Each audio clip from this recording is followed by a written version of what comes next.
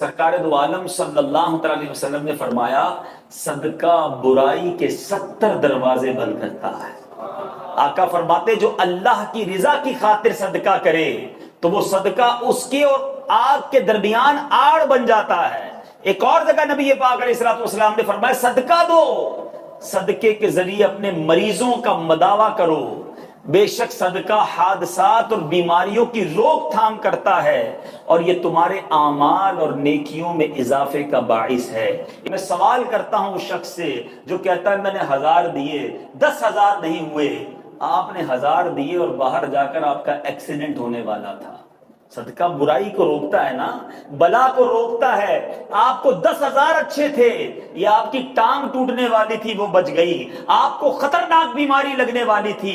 حدیث پاک میں یہاں تک آتا ہے کہ صدقہ رب تعالیٰ کے غضب کو بجھاتا ہے، بری موت کو دفع کرتا ہے۔ اور سنو میرے آقا فرماتے ہیں صبح سویرے صدقہ کرو کہ بلا صدقے سے آگے قدم نہیں بڑھاتی، انٹرسیپٹ کر دیتا ہے، روک لیتا ہے، بیچ میں آ جاتا ہے صدقہ بلا کے درمیان۔ کیا معلوم میں نے آج اللہ کی راہ میں خرچ کیا اور باہر ایک بلا، ایک مصیبت، دکان میں ہی آگ لگنے والی تھی، گھر میں ہی آگ لگنے والی تھی، اللہ کے کرم سے صدقے سے وہ بلا ٹل گئی۔ یہ کتنا بڑا انعام ہے۔ تو اے میرے میٹھے اسلامی بھائیوں، مدنی چینل کے ناظرین ہمیشہ یاد رکھیں، بلاؤں سے بچنا چاہتے ہیں، مصیبتوں سے بچنا چاہتے ہیں، اپنے مال میں برکت چاہتے ہیں، بری موت سے بچنا چاہتے ہیں، عمر میں اضافہ چاہتے ہیں، آپ صدقہ دینے کے عادی بن جائیے، اللہ کی راہ میں خرچ کرنے کے عادی بنیے۔ سیدنا ابو جعفر بن خطاب رضی اللہ تعالیٰ عنہ فرماتے ہیں کہ میرے دروازے پر ایک فقیر نے، ایک سائل نے صدا لگائی۔ میں نے زوجہ محترمہ سے پوچھا تمہارے پاس کچھ ہے؟ کہا 4 انڈے ہیں۔ فرمایا کہ یہ سارے کے سارے اس فقیر کو دے دو۔ 4 ہی انڈے تھے، چاروں دے دو۔ انہوں نے 4 انڈے فقیر کو دے دیے۔ سائل لے گیا، تھوڑی دیر گزری کہ دروازہ کھٹکھٹایا گیا اور اس دوست کی طرف سے انڈے کی ٹوکری آئی۔ بزرگ کہتے ہیں کہ میں نے اپنی زوجہ سے پوچھا اس میں کتنے انڈے ہیں؟ تو انہوں نے کہا 30۔ تو فرمایا تم نے تو 4 دیے تھے نا، آئے 30 ہیں۔ تو کہنے لگی کہ 30 انڈے اس میں پورے ہیں، سالم ہیں، 10 ٹوٹے ہوئے ہیں۔ جب دیے تھے نا تو اس میں 3 سالم تھے اور 1 ٹوٹا ہوا انڈا تھا، تو 3 سالم کے بدلے 30 پورے انڈے آئے، 1 ٹوٹا ہوا تھا تو 10 انڈے ٹوٹے ہوئے آئے۔ اللہ کی راہ میں بزرگان دین خرچ کرتے تھے اور ایسا صدقہ اخلاص کے ساتھ ہوتا تھا کہ انہیں یقین ہوتا تھا کہ ملٹیپلائی بائی 10 ہو کر آج ہی آنا ہے۔ صدقہ بہترین دینا چاہیے۔ یہ بھی بڑا پرابلم ہے، آج ہم دیتے بھی ہیں تو جو بچا ہوا، پھینکنے والا، ضائع ہونے والا۔ سردیاں آئی ہیں نا، لوگ بانٹیں گے، سویٹر بانٹیں گے، جرابیں بانٹیں گے، جیکٹ بانٹیں گے۔ کون سی والی؟ جس جیکٹ کی زپ خراب ہو گئی ہوگی، جس سویٹر میں سوراخ آ گیا ہوگا، جس موزے کے اندر جناب کوئی پرانا ہو گیا ہوگا، جرابیں سوراخ والی، وہ اب غریبوں کا خیال آئے گا۔ اللہ کی راہ میں دیں تو بہترین دیں، تھوڑا دیں مگر کمال کا دیں، جو اپنے لیے لے وہ غریبوں کے لیے لے۔ درود پاک پڑھنے کے بے شمار فضائل و برکات ہیں۔ سرکار دو عالم نور مجسم صلی اللہ تعالی علیہ وسلم ایک روز تشریف لائے اور آپ کے چہرہ اقدس پر خوشی محسوس ہو رہی تھی۔ فرمایا میرے پاس جبریل امین علیہ السلام تشریف لائے، اللہ پاک کا پیغام دیا کہ اے محمد مصطفیٰ صلی اللہ تعالی علیہ وسلم، کیا آپ اس بات پر راضی ہیں کہ آپ کی امت میں سے کوئی آپ پر درود بھیجے تو میں اس پر 10 رحمتیں نازل کروں، اور آپ کا امتی آپ پر سلام پڑھے تو میں اس پر 10 بار سلام پڑھوں۔ اچھا، یہاں ایک خوبصورت بات یہ پتہ چل رہی ہے کہ ایک تو اس حدیث سے ہمیں ایک درود پاک پڑھنے کی فضیلت پتہ چل گئی کہ ایک درود پر 10 رحمتیں ہیں، ایک سلام پڑھیں تو 10 سلامتیاں نازل ہوتی ہیں۔ مگر ایک اور خوبصورت بات یہ پتہ چلی کہ سرکار دو عالم صلی اللہ تعالیٰ علیہ وسلم کا ہم گناہ گاروں سے پیار کیسا ہے کہ درود کون پڑھے گا؟ ذرا جواب دیجئے۔ ہم پڑھیں گے۔ رحمتیں کس پر نازل ہوں گی؟ ہم پر نازل ہوں گی۔ ہم اگر سلام پڑھیں گے تو سلامتی کس پر نازل ہوگی؟ ہم پر۔ اور خوش کون ہو رہا ہے؟ نبی پاک راضی ہو رہا ہے۔ یہ ذرا سمجھیے گا، کسی اپنے کو تحفہ ملے، کسی اپنے کو انعام ملے تو خوشی ہوتی ہے نا۔ تو نبی پاک اپنی امت سے کتنا اٹیچڈ ہیں اور کتنا محبت فرماتے ہیں کہ خوشی مل رہی ہے کہ میری امت مجھ پر درود پڑے گی تو ان پر رحمتیں نازل ہو جائیں گی. تو یہ پتہ چلنا چاہیے کہ سرکار دو عالم علیہ الصلوۃ والسلام ہماری نیکیوں سے، ہماری اچھی باتوں سے بھی راضی ہوتے ہیں کہ میری امت اچھے اعمال کر رہی ہے اور وہ جنت میں جائیں گے. تو ہمیں نبی پاک علیہ الصلوۃ والسلام کی رضا کے لیے بھی درود پاک بھی پڑھنا ہے، خوب نیکیاں بھی کرنی ہیں، اور اپنے آپ کو انشاءاللہ گناہوں سے محفوظ بھی رکھنا ہے. آج قرآن پاک کی کون سی آیت اور اس پر ہم جو گفتگو کریں گے، ہماری کوشش یہ ہوتی ہے کہ کچھ قرآن کی باتیں کی جائیں، کچھ قرآن سے میسج لیا جائے. تو آج قرآن مجید فرقان حمید کی آیت ہے. اللہ کریم قرآن میں ارشاد فرماتا ہے، پارہ نمبر 1 ہے، سورہ بقرہ ہے، اور آیت نمبر ہے 85. بسم اللہ الرحمن الرحیم. افتؤمنون ببعض الكتاب وتکفرون ببعض فما جزاء من يفعل ذلك منكم الا خزي في الحياة الدنيا ويوم القيامة يردون الى اشد العذاب وما الله بغافل عما تعملون. آسان ترجمہ قرآن کنز العرفان. تو کیا تم اللہ کے بعض احکامات کو مانتے ہو اور بعض سے انکار کرتے ہو؟ تو جو تم میں ایسا کرے اس کا بدلہ دنیاوی زندگی میں ذلت و رسوائی کے سوا اور کیا ہے، اور قیامت کے دن انہیں شدید ترین عذاب کی طرف لوٹایا جائے گا، اور اللہ تمہارے اعمال سے بے خبر نہیں ہے. اے میرے پیارے اسلامی بھائیوں، اس آیت میں جو ہمیں میسج دیا جا رہا ہے نا، وہ بڑا کمال کا میسج ہے. بیسیکلی شان نزول تو یہودیوں کے لیے تھا کہ ان سے اللہ کریم نے 3 باتوں کا تورات میں وعدہ لیا تھا. ایک دوسرے کو آپس میں قتل نہیں کرو گے، ایک دوسرے کو جلا وطن نہیں کرو گے، یعنی گھروں سے نہیں نکالو گے، تم میں سے کوئی شخص قید ہو جائے یا غلام بنا لیا جائے تو اسے خرید کر آزاد نہیں کرو گے. لیکن انہوں نے کیا کیا، 3 وعدوں میں سے 1-2 باتیں ماننا شروع کر دی اور ایک اپنی مرضی سے قتل و غارت گری کرنے لگے. تو اب قرآن مجید فرقان حمید میں ان سے کیا کہا گیا، افتؤمنون ببعض الکتاب، تو کیا تم اللہ کے بعض احکام کو مانتے ہو؟ اور پھر کیا فرمایا، وتکفرون ببعض، اور بعض سے انکار کرتے ہو، یعنی اپنی مرضی سے ایک حکم کو پک کر لیتے ہو، ایک کو چوز کر لیتے ہو، باقی چھوڑ دیتے ہو. اب جو یہ کرتا ہے تو پھر اس کے بارے میں اس کی سزا کیا بیان فرمائی قرآن نے، فما جزاء من يفعل ذلك منکم، یعنی کیا جزا جو کرے یہ تم میں سے، فرمایا الا خزي في الحیاة الدنیا، مگر رسوائی دنیا کی زندگی میں، یہ دنیاوی سزا تھی. اب مزید فرمایا وَيَوْمَ الْقِيَامَةِ يُرَدُّونَ إِلَىٰ أَشَدِّ الْعَذَابِ، اور قیامت کے دن انہیں شدید ترین عذاب کی طرف لوٹایا جائے گا.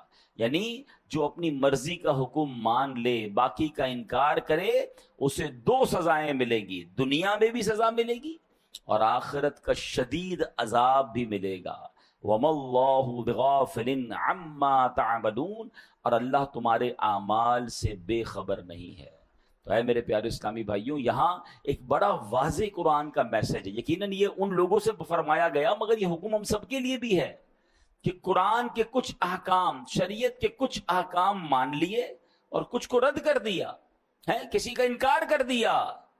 فرمایا پھر اس کے لیے شدید ترین عذاب ہے، دنیا میں بھی اور آخرت میں بھی. اب اس واقعے میں ہم ایک اور بات یہ سننے کو مل رہی ہے کہ ظلم بھی حرام ہے اور ظلم پر مدد کرنا بھی حرام ہے. یہ اوس و خزرج اور یہ اس زمانے کے جو قبیلے تھے جو آپس میں لڑتے تھے اور ظالموں کی مدد کرتے تھے، ان پر یہ آیت جو نازل ہوئی، اس سے ہمیں کیا میسج ملا کہ ہمارے یہاں بھی ہمیں ظلم کی طرفداری نہیں کرنی ہے، ظلم کرنا بھی نہیں ہے اور ظالموں کا ساتھ بھی نہیں دینا ہے. اب ہمارے یہاں کس انداز سے طرفداری ہو رہی ہوتی ہے، اب ذرا میں کچھ مثالوں کے ذریعے سمجھاتا ہوں. کہ ہمارے کچھ لوگ جان رہے ہوتے ہیں، میرا چاچا ہے، میرا تایا ہے، چھوٹا بھائی ہے یا بڑا بھائی ہے، رشتہ دار ہے، پتہ غلط کر رہا ہے، مگر چونکہ اپنا ہے اب اس کی طرفداری کر رہے ہوں گے. ٹھیک ہے، اگر خدا نہ خواستہ ہمارے بولنے کے سبب لڑائی جھگڑے ہو سکتے ہیں، خاندان کے حالات بگڑ سکتے ہیں، تو ہمیں خاموشی اختیار کرنی چاہیے. لیکن جھوٹ اور اس کی طرفداری نہیں کرنی چاہیے کہ یار میرا گرائی ہے تو میرے محلے کا ہے تو ہمارے قبیلے کا ہے، اگر اس کا جھگڑا ہو گیا ہے یا وہ کسی کے ساتھ زیادتی کر رہا ہے اور آپ کو بٹھا رہا ہے ساتھ کہ بھائی آپ بتاؤ میں غلط ہوں کہ صحیح ہوں، بھائی دو چیزیں ہیں، یا تو آپ کو لگتا ہے میں غلط کہوں گا تو لڑائی اور بڑھ جائے گی، یہ مجھ سے بھی لڑے گا، تو آپ خاموش ہو جائیں، مگر یہ نہ کہے کہ ہاں تم صحیح ہو، بھائی یہ میرا رشتہ دار بالکل ٹھیک کہہ رہا ہے۔ آپ کو فیصلہ انصاف کا کرنا ہے، آپ کو طرفداری ظالم کی نہیں کرنی ہے، کیونکہ یہی وہ غلطی ہے کہ کچھ قرآن کے احکام کو مان رہے ہیں اور کچھ جناب چھوڑ رہے ہیں۔ آگے سنیے، اب پارٹنر ہوتے ہیں دو، مل کر کام کر رہے ہیں، ہمیں پتا ہے یار یہ پارٹنر ہے میرا، مگر یہ سامنے والے گاہک سے بات ٹھیک نہیں کر رہا ہے، یہ جھوٹ بول رہا ہے، یہ جھوٹ بول کے سودا بیچ رہا ہے، اور اس نے ابھی سود پہ پیسے لیے ہیں یا فلاں غلط کام کیا ہے۔ ہم کہتے ہیں یار اب اس کی غلط اس کو کہیں گے تو کمپنی بیٹھ جائے گی، بیچتا تو مال بڑا اچھا ہے، جھوٹ بول کے بیچ تو آتا ہے، سودا سب سے اچھا بیچتا ہے جناب، کاروبار اس کو سمجھ بڑی ہے، کچھ بھی کر کے آئٹم بیچ کے آ جاتا ہے۔ اگر میں اس کا پارٹنر ہوں اور میں خاموش ہوں اور میں بلکہ طرفداری کر رہا ہوں، تو پھر آپ سوچیں کہ ہم کیا کر رہے ہیں۔ ہاں، ہمیں ایسے یا تو پارٹنر رکھنے نہیں چاہیے جو حرام کما رہے ہیں، کیونکہ قیامت کے دن ہم اگر اس کے پارٹنر ہیں تو اس کے حرام کاموں کا جواب بھی دینا پڑ جائے گا نا۔ بہت سارے شیئر کمپنی کے کاروبار کو جو علماء منع کرتے ہیں، اس کی ایک بڑی وجہ علماء یہ بیان کرتے ہیں کہ آپ جناب اس کمپنی میں ایک طرح سے پارٹنر بن جاتے ہیں، آپ کو کیا پتا اس کمپنی میں کیا کیا حرام ہو رہا ہے، اس کی بڑی تفصیل ہے۔ میں نہیں کہہ رہا سارا کام غلط یہ سارا کام صحیح، آپ کسی صحیح عالم دین مفتی کے ساتھ بیٹھے تو صحیح۔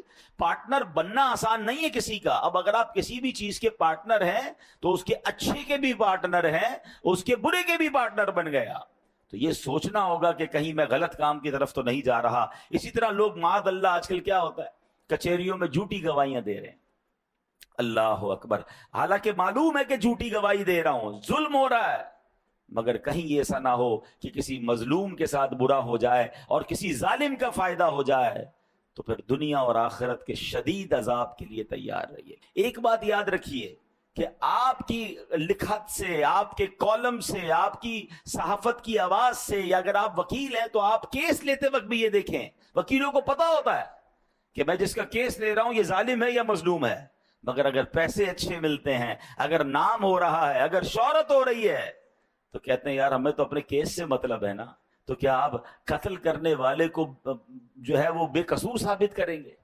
آپ یہاں تو تھوڑے پیسے کما لیں گے، ہو سکتا ہے قانون کو ڈاج دے کے کیس بھی جیت لیں، اللہ کی بارگاہ میں کیا جواب دیں گے؟ کبھی بھی ظالم کا ساتھ نہیں دینا ہے، کبھی جھوٹی گواہی نہیں دینی ہے۔ دو باتیں ہیں، شریعت کہتی ہے اگر آپ ظلم کے خلاف آواز نہیں اٹھا سکتے تو کم از کم ساتھ تو نہ دینا، آپ خاموش ہو کے سائیڈ پہ ہو جائیں، لیکن یہ ہونا ضروری ہے۔ اور جو ماشاءاللہ کہتے ہیں نا حسینی قافلے کے سپاہی ہوتے ہیں، وہ تو ظلم کے خلاف کھڑے ہو جاتے ہیں، اور پھر کھڑے ہوتے ہیں، نقصان ہوتا ہے تو وہ نقصان سے ڈرتے نہیں۔ بہرحال میرے پیارے اسلامی بھائیوں، ہم نے یہ بات سمجھنی ہے۔ اب آج کل ہمارے معاشرے میں ایک اور بڑا فتنہ آیا ہے، اور وہ کیا ہے؟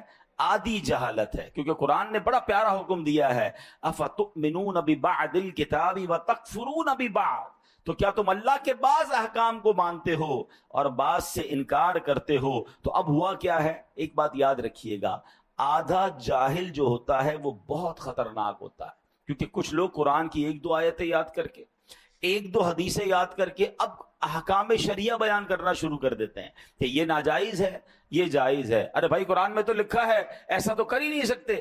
اب ہمارے بھولے بالے مسلمان، ہم نے بھی پورا قرآن نہیں پڑھا، ہم نے بھی علم دین حاصل نہیں کیا، اب کوئی سوشل میڈیا پر آ کر ایک قرآن کی آیت بتا کر سب کو گمراہ کر رہا ہے کہ جناب قرآن میں تو یہ حکم ہے۔ حالانکہ اگر قرآن کا حکم بیان کرنا ہے تو پورے قرآن کا مطالعہ کر کے بیان کرنا ہے۔ قرآن کی کچھ آیتوں میں ناسخ و منسوخ کے احکام ہیں، کچھ آیتیں پہلے نازل ہوئیں، کچھ بعد میں نازل ہوئیں، پہلا حکم ختم ہو گیا، اور جناب بعض اوقات حدیثوں میں بھی اس طرح ہوتا ہے۔ یہ علماء کا کام ہے کہ وہ تمام حدیثوں کا مطالعہ کر کے یا قرآن کریم کا پورا مطالعہ کر کے پھر ہمیں حکم بتاتے ہیں کہ اب حکم ہمارے لیے کیا ہے، ہم نے شریعت پر عمل کیسے کرنا ہے۔ عیسیٰ علیہ السلام کہیں تیز تیز قدم کے ساتھ جا رہے تھے، ایک شخص ملا، کہتا علی جان اتنے تیز تیز کہاں جا رہے ہیں؟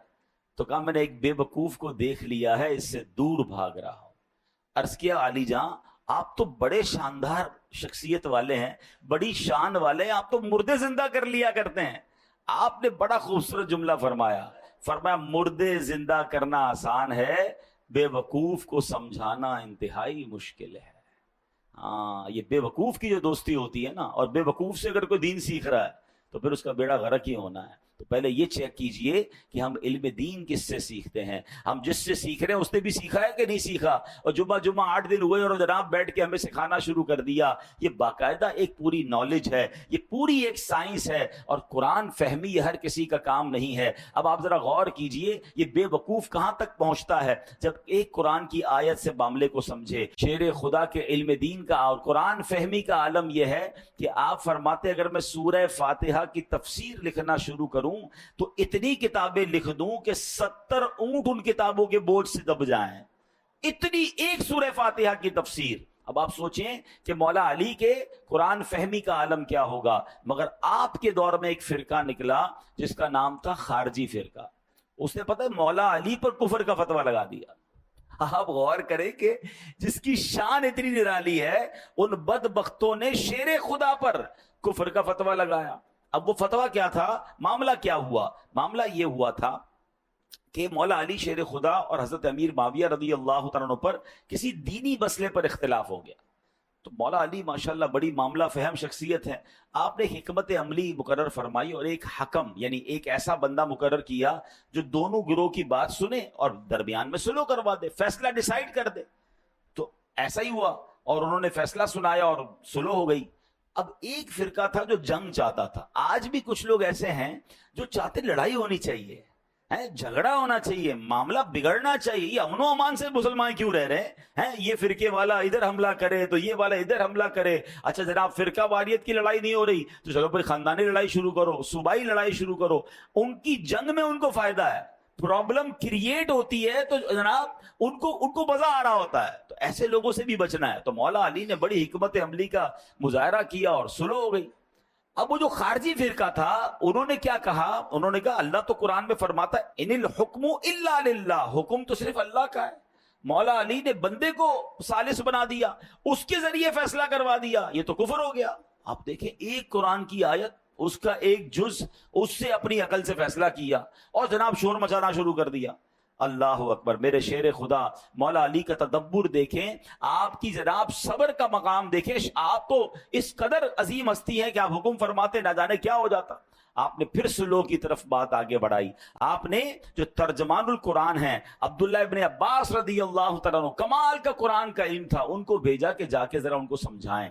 حضرت عبداللہ ابن عباس ان کے پاس گئے، کہا بتائیے کیا مسئلہ ہے. وہ کہتے مسئلہ یہ اللہ کے سوا تو کوئی حکم بن نہیں سکتا، کوئی فیصلہ کر نہیں سکتا. یہ مولا علی نے انسان کو یہ حکم کیسے دے دیا؟ تو جناب معاذ اللہ یہ کفر ہو گیا. اللہ اکبر. اب سنیے گا حضرت عبداللہ ابن عباس کا جواب بھی. اور آج کل کے دور میں یہ جو آدھی جہالت پھیلانے والے ہیں ان کو بھی آپ نے جو ہے وہ سمجھنا ہے. انہوں نے کہا کیا تم نے سورہ مائدہ کی آیت نمبر 95 کی تلاوت نہیں کی ہے؟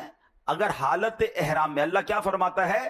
اگر کوئی حالت احرام میں کسی جانور کو مار دے، مثلا کسی نے خرگوش کو مار دیا، اب حکم یہ ہے کہ اس جانور کی قیمت صدقہ کرے. جس قیمت کا جانور اس نے مارا ہے احرام کی حالت میں، اس کی قیمت کو صدقہ کرے. اب سوال یہ کہ پتہ کیسے چلے کہ جناب یہ قیمت کتنی تھی جانور کی؟ یا خرگوش مار دیا یا کوئی بھی جانور، اس کی قیمت کیا تھی؟ اللہ قرآن میں حکم فرماتا ہے یحکم بہ ذوی عدل منکم، تم میں سے 2 معتبر آدمی اس میں فیصلہ کر لیں. اللہ اکبر. عبداللہ ابن عباس کہتے ہیں چند روپوں میں خرگوش آ جاتا ہے.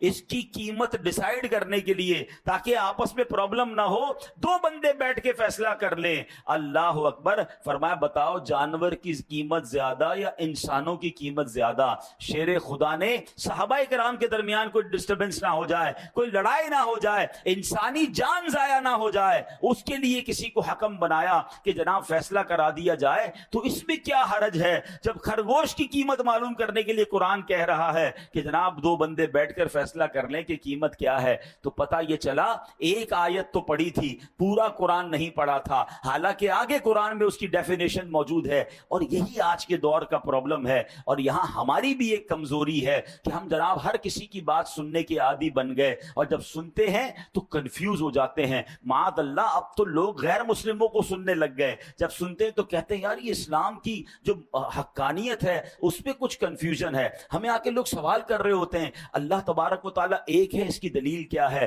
اچھا اللہ ہے، اس کی دلائل بتائیے. اللہ اکبر. کیا آج ہمارے دین اور ایمان میں اتنی کمزوری آ گئی کہ جب جس کی جو مرضی ہو کوئی ایک بات کر دے اور ہم کنفیوز ہو جائیں؟ پھر اپنے عقائد پر، اپنے معمولات اہل سنت پر ہم کنفیوز کیوں ہوتے ہیں؟ کیونکہ ہمارے پاس بھی علم نہیں ہے. شیطان کو موقع ملتا ہے وہ ہمیں ڈسٹرب کرتا ہے. تو خدا را سب سے پہلے یہ ذہن بنا لیجئے کہ ہم نے دین کس سے سننا ہے، دین کس سے سیکھنا ہے. بڑے سمجھدار لوگ بیٹھے ہیں. میں اگر آپ سے سوال کروں کہ جناب آپ نے اپنا گھر بنانا ہے تو گھر کس سے بنائیں گے؟ تو آپ کہیں گے بلڈر سے بنائیں گے. تو میں کہوں یار آپ نے کپڑے بڑے اچھے پہنے، لگتا ہے درزی بھی بڑا اچھا ہے، اسی سے گھر بھی بنا لیجئے. کپڑے بڑے اچھے سیتا ہے، آپ کا گھر بھی اچھا بنا دے گا. آپ کہیں گے جناب درزی کا کام تو کپڑے سینا ہے. مولانا صاحب آپ کی لگتا ہے طبیعت ٹھیک نہیں ہے، درزی کپڑے سیتا ہے، بلڈر جو ہے وہ گھر بناتا ہے. اچھا جناب پھر اس کے بعد آپ کو جناب ڈاکٹر کی ضرورت پڑی،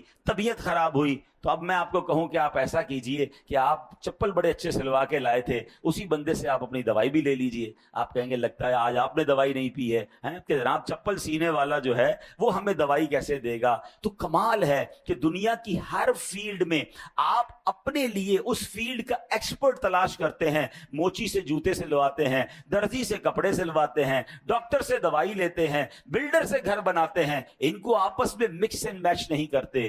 تو اب بتائیے نا دین کس سے سیکھنا چاہیے، شریعت کس سے معلوم کرنی چاہیے؟ کیا ہر اس شخص کو یہ حق حاصل ہے؟ میرا دین اتنا مظلوم ہے. اچھا اب ایک اور فینومنا لوگ لے کر آئے کہ جناب انٹرنیٹ پر تو ساری چیزیں موجود ہیں، اب تو اے آئی کا زمانہ ہے، سوال کیجئے جواب مل جاتا ہے. قرآن پاک پڑھنے کی اور جناب اس کی اتنی بڑی بڑی تفسیریں پڑھنے کی ضرورت کیا ہے؟ اور جناب پڑھنا بھی ہے تو کسی عالم کی ضرورت کیا ہے، کسی مفتی کی ضرورت کیا ہے، کسی ایکسپرٹ کی ضرورت کیا ہے؟ قرآن موجود ہے، تفسیریں موجود ہیں، ہم خود ہی مسئلہ نکال لیں گے، ہمیں علماء کی حاجت نہیں ہے. چلے تھوڑی دیر کے لیے آپ کی بات مان لیتے ہیں کہ جناب کتاب سے پراپر علم مل جاتا ہے. ٹھیک ہے، کتاب میں سب چیزیں موجود ہیں. چلے اب میں آپ ہی کی بات آپ کی طرف دوبارہ بڑھاتا ہوں. اللہ نہ کرے آپ میں سے کسی کو کوئی پرابلم ہو جائے یا آپ کے گھر میں کسی کا آپریشن ریکوائرڈ ہو تو جناب آپ بھی کتاب اٹھائیے کہ ٹانگ کا آپریشن کیسے ہوگا. بلکہ اب صرف کتاب نہیں ہے، یوٹیوب پر تو ٹیوٹوریل موجود ہے نا،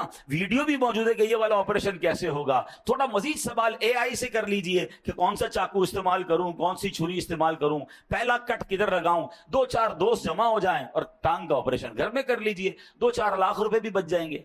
آپ کہیں گے یار کیا ہو گیا آپ کو؟ بھائی جان کا معاملہ ہے، کسی ایکسپرٹ سے کروانا پڑے گا. کتابوں میں ضرور لکھا ہے لیکن ٹانگ ضائع ہو جائے گی. دل کا آپریشن ہم نہیں کر سکتے حالانکہ اس کا پورا طریقہ انٹرنیٹ پر موجود ہے. آپ کہیں نہیں اس کے لیے برسوں کا ایکسپرٹ چاہیے، بلکہ آپریشن تو اس سے کروائیں گے جس کا آپریشن کرنے کا تجربہ بھی ہو اور اس کا آپریشن کامیاب بھی ہوتا ہو. 4 دوستوں سے بھی پوچھیں گے، 3 رائے لیں گے. ایک رائے پر بھی لوگ آپریشن نہیں کراتے. کرنا بھی یہ چاہیے کہ 3 طرف سے رائے لے کر پھر آپریشن کی طرف جانا چاہیے. آپ کہیں گے جان کا معاملہ ہے، جسم کا معاملہ ہے، باڈی خراب ہو سکتی ہے. سبحان اللہ، آپ نے میرا ہی جواب دے دیا حضرت. اب میرا جواب سن لیجئے. مجھے ایک بات بتا دیجئے، کسی کی ٹانگ زیادہ قیمتی ہے یا اس کا ایمان زیادہ قیمتی ہے؟ میرے ایمان پر جس کی جو مرضی آئے چھری کانٹے لے کر آ جائے کہ میں تمہارا ایمان کا معاملہ ٹھیک کرتا ہوں، تمہارا دین میں تمہیں سمجھاتا ہوں، آپ پڑھ لینا، آپ بھی خود ہی قرآن سے اور تفسیر سے پڑھ لیں. آپ کہیں گے نہیں جناب، باقی دنیا کے معاملات میں جب ایکسپرٹ ریکوائرڈ ہے تو مجھے قرآن کے علم کے لیے بھی فہم القرآن والا مفتی اور عالم ریکوائرڈ ہے. برسوں جس نے پڑھا ہو، جس کی جناب تفسیر پر نظر ہو، جس کی عقائد مضبوط ہوں. ارے وہ خود اگر سچا نہیں ہے تو مجھے کیا دین سکھائے گا؟ تو اے میرے پیارے اسلامی بھائیوں، اے بھولے بھالے مسلمانوں، خدا را اپنی زندگی کا یہ آپ ذہن بنائیے کہ سب سے قیمتی سرمایہ تو ایمان ہے. اور ایمان کے معاملات میں، دین کے معاملات میں میں نے کسی ایکسپرٹ سے، کسی صحیح العقیدہ مفتی سے اور عالم دین سے انشاءاللہ دین پڑھنا بھی ہے، سیکھنا بھی ہے، اور آدھی جہالت سے بچنا ہے۔ جب آپ قرآن پورا پڑھتے ہیں، کبھی بھی کوئی ایک آیت سن کر، ایک حدیث سن کر کنفیوز نہ ہو جایا کریں، کسی عالم دین سے رابطہ کریں، وہ آپ کو بتائے گا کہ یہ آیت کے بعد یہ بھی تو آیت موجود ہے، یہ حدیث کے بعد یہ بھی تو حدیث موجود ہے، اور وہ ان دونوں کو سامنے رکھ کے جب آپ کو جواب دیں گے تو آپ کا ایمان تازہ ہو جائے گا۔ اللہ کریم ہمیں شریعت کے احکام کو صحیح طریقے سے عمل کرنے کی توفیق عطا فرمائے۔ اب یہاں پر میں چلے ایک آیت اس لیے بتا دیتا ہوں کہ اس میں ہمارا انشاءاللہ آج کا ایک موضوع بھی ہے، وہ بھی کور ہو جائے گا، کہ اب جناب قرآن کی ایک آیت بیان کرنے والے کرتے بھی ہیں، ترجمہ کیا ہے؟ تم فرماؤ میں ظاہراً تمہاری طرح ایک بشر ہوں۔ اللہ نے اپنے حبیب کو کیا فرمایا کہ لوگوں سے کہہ دو میں تو تمہاری طرح کا ایک بندہ ہوں۔ اب کچھ جاہلوں نے، وہ آدھے جاہل ہے نا، کہ دیکھو نبی پاک خود کہہ رہے ہیں وہ ہماری طرح کے آدمی ہیں، اور تم کہتے ہو جناب وہ نور ہیں اور وہ جناب بہت عظیم ہستی ہے، خود فرما رہے میں تمہاری طرح کا ہوں۔ تو قرآن ادھورا پڑا، ایک آیت پڑھی، اب اگلی آیت سن لو۔ اللہ قرآن میں فرماتا ہے قد جاءکم من اللہ نور، بے شک تمہارے پاس اللہ کی طرف سے ایک نور آ گیا ہے۔ سبحان، پتہ کیا چلا؟ یقیناً میرے آقا بشر بن کر دنیا میں آئے ہیں، بلکہ یہ ہمارے جیسے بشر نہیں، اللہ پاک کا نور ہے جسے رب کریم نے دنیا میں بشر بنا کر بھیجا ہے۔ تو بات اگر پوری قرآن سے سمجھی جائے تو سمجھ آتی ہے۔ اب ان لوگوں کو کون سمجھائے کہ جو کہتے ہیں نبی پاک ہماری طرح کے ہیں؟ ارے جناب میں تو ہاتھ اٹھا کر کوئی چیز نہیں اٹھا سکتا، اور میرے آقا وہ ہیں جو اشارہ فرمائیں تو چاند دو ٹکڑے ہو جاتا ہے۔ ہماری گھڑی ہمارے قابو میں نہیں آتی ہے، اور میرے آقا دعا کریں، مولا علی کہیں کہ حضور نماز اثر چلی گئی ہے، اور میرے آقا دعا فرمائیں تو سورج کو واپس پلٹا دیں۔ تو ایسے کون کہہ سکتا ہے کہ ہمارے جیسے ہیں؟ اللہ اکبر، نبی پاک تو وہ ہیں جو وجہ تخلیق کائنات ہیں، ہی از the reason of the all creation۔ میں اور آپ تو دنیا میں آ گئے ہیں، مگر بتاؤ تو صحیح دنیا بنی کس کے لیے ہے؟ خود رب فرماتا ہے لولا کلما خلقت الافلاق، اے محبوب میں تمہیں نہ بناتا تو یہ دنیا ہی نہ بناتا، یہ کائنات ہی نہ بناتا۔ ارے جس کے لیے دنیا بنی ہے وہ میرے اور آپ کے جیسے کیسے ہو سکتے ہیں؟ اللہ پاک عمل کی توفیق عطا فرمائے، آمین۔